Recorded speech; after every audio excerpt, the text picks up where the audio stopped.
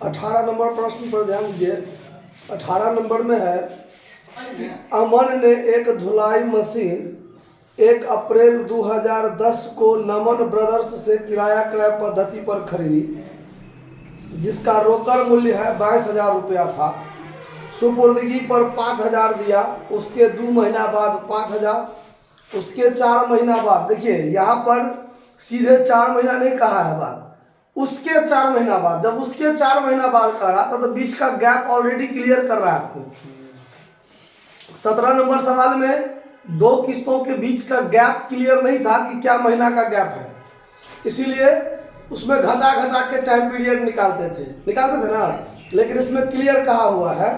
फिर कहता है उसके 4 महीना बाद 10,000, उसके 4 महीना बाद 5,000 देना था, यानी हर एक किस्त के बीच का जो टाइम पीरियड है गैपिंग, वो क्लियर कर दिया है। ठीक है, प्रत्येक भुगतान में सम्मिलित ब्याज को ज्ञात कीजिए और अमन के पुस्तकों में 10/11 के लिए वॉशिंग मशीन खाता तैयार कीजिए यदि वह रोकड़ मूल्य पर 20% ह्रास काटता हो। अब यहाँ देखिए, यहाँ स्पष्ट क्लियर कर दिया है कि ह्रास जो है वो रोकड़ मूल्य पर 20% काटता है हर एक साल। ठीक है, तो एक ही साल का तो बनाना है, ज्यादा का तो बनाना नहीं है, एक ही साल के लिए बनाना है। 10/11 के लिए मात्र कहता है बनाने के लिए, और प्रत्येक वर्ष 31 मार्च को खाता क्या होता है, बंद होता है। अब चलिए, तो सबसे पहले कैलकुलेशन ऑफ इंटरेस्ट निकालने के लिए तो ब्याज को हम लोग बांटेंगे अनुपात में। तो पहले देखिए रोकड़ मूल्य 22,000 है, क्लियर है। सुपुर्दगी पर भुगतान, अब हायर परचेज प्राइस कितना है उस पर ध्यान दीजिए। 5,000 सुपुर्दगी के समय दे दिया, फिर 5,000 2 महीना बाद तो 10,000, 4 महीना बाद 10,000 तो 20,000, 4 महीना बाद 5,000 तब 25,000, मतलब total interest hire purchase price minus cash price कीजिएगा तो टोटल इंटरेस्ट निकलेगा। हायर परचेज प्राइस कितना हो गया, जितना पेमेंट किया किस्त और डाउन पेमेंट लगा के, वो टोटल हायर परचेज प्राइस, तो ये टोटल प्राइस हो गया आपको 25,000, और कैश प्राइस जो है वो है 22,000, मतलब 3,000 रुपया ब्याज का दे रहा है। तो ब्याज को अनुपात में बांटने के लिए हम लोग पहले कैलकुलेशन कर लेते हैं इंटरेस्ट का। तो इंटरेस्ट बराबर, देखिए इंटरेस्ट बराबर hire purchase price minus cash price. तो हायर परचेज प्राइस स्पष्ट क्लियर हो रहा है, टोटल मिला के 25,000 दे रहे हैं, और कैश प्राइस है 22,000, तो टोटल हमारा इंटरेस्ट कितना हो जाएगा, 3,000। अब हमको करना है कैलकुलेशन ऑफ इंटरेस्ट। इसके लिए हम लोग कौन कौन से कॉलम देते हैं, तो एक पहला कॉलम जो दीजिएगा वो दीजिएगा नंबर ऑफ इंस्टॉलमेंट, उसके बाद यहां दीजिएगा इंस्टॉलमेंट का कितना रुपया का हम इंस्टॉलमेंट दिए हैं। उसके बाद ड्यू अमाउंट, जो किसी भी किस्त के समय आपका बकाया राशि कितना था वो। उसके बाद दोनों किस्त के बीच का पीरियड, यानी कितने महीना के लिए है। उसके बाद इसमें हो जाएगा आपको प्रोडक्ट गुना, जिसमें आपको क्या लिखना है कि ड्यू अमाउंट और गुने पीरियड करना है। उसके बाद ये कॉलम थोड़ा बड़ा रहना चाहिए, इसमें इंटरेस्ट की गणना होगा, थोड़ा बड़ा कर दिए। इसमें इंटरेस्ट की गणना करेंगे और इसमें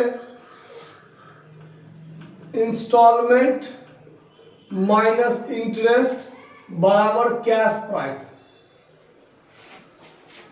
अब किस्त क्या वो है, किस्त है आपको 2 महीना बाद डाउन पेमेंट को छोड़ के, तो 1 किस्त 2 किस्त 3 किस्त में टोटल काम हो रहा है। 1 2 3। अब चलिए डाउन पेमेंट को तो छोड़ के चलेंगे हम लोग, क्योंकि उसमें ब्याज का कोई चर्चा ही नहीं होगा। जब पहला किस्त का टाइम था, फर्स्ट इंस्टॉलमेंट के समय,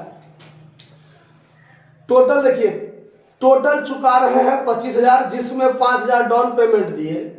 तो पहले किस्त के समय बकाया राशि कितना था? 20,000।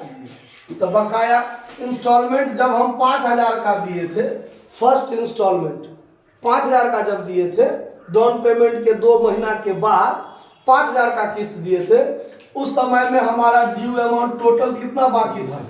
20 का 20,000 सिर्फ डाउन पेमेंट न दिए थे। 25,000 में सिर्फ डाउन पेमेंट दिए थे 5,000, तो पूरे 20,000 बाकी था ना। चलिए अब डाउन पेमेंट और पहला किस्त के बीच में कितने महीना का गैपिंग है? तो डाउन पेमेंट के बाद 2 महीना के बाद हम पहला किस्त दिए थे ना, तो पीरियड है 2। उसके बाद जब हम सेकंड किस्त का टाइम दिए थे, सेकंड किस्त हम दिए थे कितना का? 10,000 का। और उस समय में मेरा बकाया राशि कितना था? तो पहला किस्त 5,000 का दे दिए, तो 20,000 में से 5,000 घट गया, तो 10,000 देने के टाइम में हमारा बकाया कितना था? 10,000, 15,000। और टाइम पीरियड क्या था? तो फर्स्ट इंस्टॉलमेंट और सेकेंड इंस्टॉलमेंट के बीच का जो टाइम पीरियड है, उसके 4 महीना बाद, तो यानी बीच का टाइम पीरियड 4 महीना का गैप है। फिर है थर्ड किस्त के समय हमारा इंस्टॉलमेंट है 5,000। इंस्टॉलमेंट कितना है? 5,000। और देखिए 15,000 के किस्त मतलब बकाया राशि था सेकेंड इंस्टॉलमेंट के टाइम में, तो 15,000 में से 10,000 जब सेकेंड इंस्टॉलमेंट हम दे दिए, तो फिर हमारा बकाया यही 5,000 रह गया ना, जो 5,000 का हमारा किस्त भी होगा और बकाया राशि भी 5,000 का होगा। और उसके 4 महीना बाद है ना, उसके 4 महीना बाद, तो फिर बीच में 4 महीना का क्या है? टाइम गैप है। अब आपको प्रोडक्ट निकालना है, तो दोनों को गुना करना है। तो ये हो गया 40,000, ये हो गया 60,000, और ये हो गया 20,000। अब इस तीनों का जब हम एक रेशियो बना लेंगे, अगर मान लीजिए यहाँ रेशियो अगर हम बना लें, तो 20 से सब कट जाता है। 20 का 20, 20 दिया 60, 20 दूनी 40। मतलब अगर हम 4 4 0 सब पर से काट दे, तो 4 6 2 हुआ, तो 2 1 2, 2 3 6, 2 दूनी 4। तो अनुपात हुआ 2 3 1। अब जो हम इंटरेस्ट को बांटेंगे 3,000 को, वो 3,000 गुने 2 बट्टा 3 2 5 1 6, हमारा ब्याज हो जाएगा 1,000। फिर बांटेंगे 3,000 गुने 3 बट्टा 6, 5 दिया 1,500 रुपया। अब फिर बांटेंगे 3,000 गुने 1 बट्टा 6, मतलब 500 रुपया। क्लियर? इंस्टॉलमेंट माइनस इंटरेस्ट, तो 5,000 का इंस्टॉलमेंट, तो 5,000 में से 1,000 हमारा ब्याज का घटा, तो हमारा कैश प्राइस कितना बचेगा? 4,000। फिर 10,000 के इंस्टॉलमेंट में से 1,500 ब्याज का घटाएंगे, तो हमारा कितना बचेगा? Cash price 8500। और फिर 5,000 के इंस्टॉलमेंट में से 500 ब्याज का घटाएंगे, तो कितना बचेगा? 4500। और अगर हम अलग से ध्यान दें, हमारा डाउन पेमेंट भी कितना का है? 5,000। तो ये चारों को जोड़ दीजिए, तो टोटल आपको 22,000 हो जाएगा। क्लियर? अब देखिए, अब सवाल में calculation of depreciation, calculation of depreciation, ये कितना? तो हमारा फर्स्ट ईयर का जो डिप्रिसिएशन होगा, डिप्रिसिएशन फॉर 2010-11, एक ही साल के लिए तो बनाने के लिए कहता है, तो आपका 22,000 का कैश प्राइस है, उसका 20% डिप्रिसिएशन है। 20% डिप्रिसिएशन है, कट जाएगा तो 4,400 रुपया डिप्रिसिएशन होगा। और सवाल में कहता है कि 1 साल का आपको मशीन, वॉशिंग मशीन अकाउंट बनाना है। तो in the books of Aman, देखिए in the books of, in the books of Aman आपको बनाना है washing machine account, washing machine account. सिर्फ 1 साल का बनाना है, 1 साल का। डेट तो देंगे DRCR, डेट पार्टिकुलर अमाउंट समझ लीजिएगा आप लोग। सवाल है 2010 अप्रैल 1 को खरीदा है, तो 2010 अप्रैल 1 को to washing machine account DI to Haier vendor account किया होगा कि नहीं किया होगा एंट्री। तो हायर वेंडर का नाम है नमन ब्रदर्स। अमर ने नमन ब्रदर्स से खरीदा है, तो टू में लिखेंगे नमन ब्रदर्स, नमन ब्रदर्स, नमन ब्रदर्स अकाउंट। कितना में खरीदा है? 22,000 में। कितना में खरीदा है? 22,000 में। और 2011 के मार्च 31 को आप लगाइएगा बाय डिप्रिसिएशन अकाउंट, 4400 लगा दीजिए और दोनों साइड का जोड़ घटाव कर दीजिए।